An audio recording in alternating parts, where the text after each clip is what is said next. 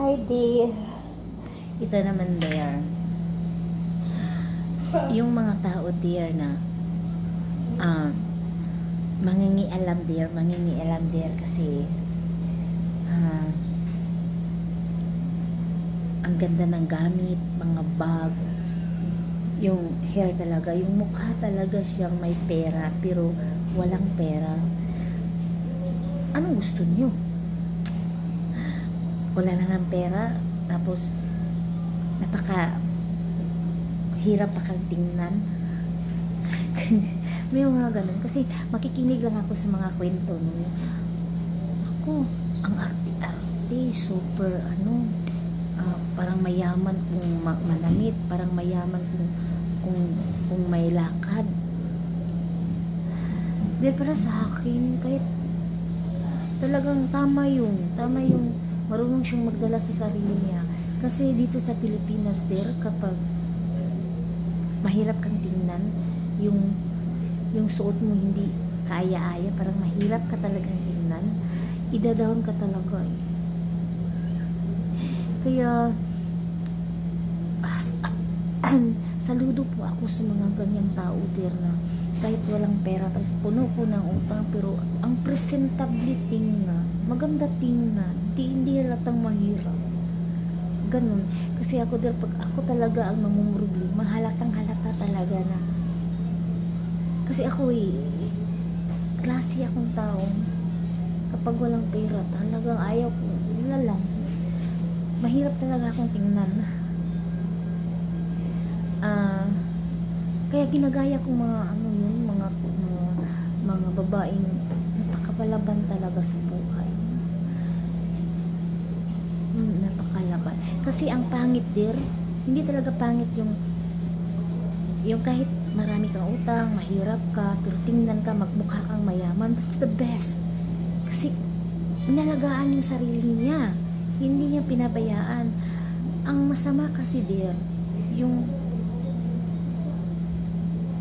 wala kang ang pera pero mukha kang mayaman tapos mata pobre ka. Naiintindihan niyo ako? Yung ang yaman-yaman mo tingnan, no? Ang daming alahas mo, pero parang masaya ka kapag may taong napahiya mo. O ganun talaga eh. Na-experience ko yan. Isa siyang assistant nurse. Tapos na hospital yung pumunta kami ng hospital. Tapos pumunta kami sa nurse station. So sabi ng isang nurse yun, ma'am, pumunta ka muna sa guard, dun may pipilapan. Tapos pumunta ka dun sa sa yung may antigen pa yata yun.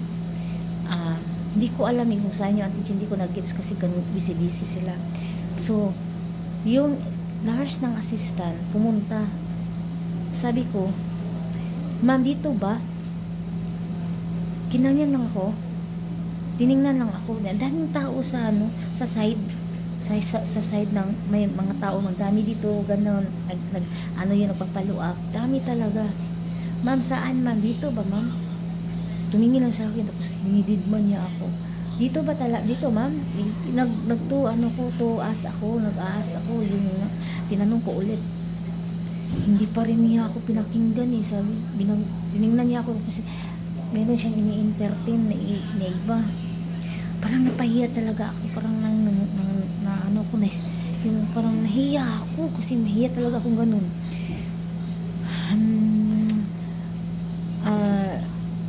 Ganun talaga yung ayoko lang ganun talaga parang nahiya ako. Tapos marunong siyang umi-entertain sa mga mayayamang pasyente, yung mukha talagang mayaman, marunong siya. Yun ang masama dear, yung mahilig kang magpahiya ng tao, then mahilig ka ding magpatawa ng yung gusto mo yung katawa siya tingnan, pakinggan sa mga tao, mga ganun. Marunong ka talaga eh, marunong ka sa mga bad emotion sa kapwa-tao mo, mga ganun ang yung mga hilas, no? Mga parang ang pangit ng ugali, yung nagpapaganda kahit mahirap, kahit maraming utang, walang pera, pero tapos presentably tingnan, maganda to siya tingnan, parang wala siyang problema, wala siyang utang. Hindi yun masama, nakaka-proud yun. Ang masama yung taong matapobre talaga,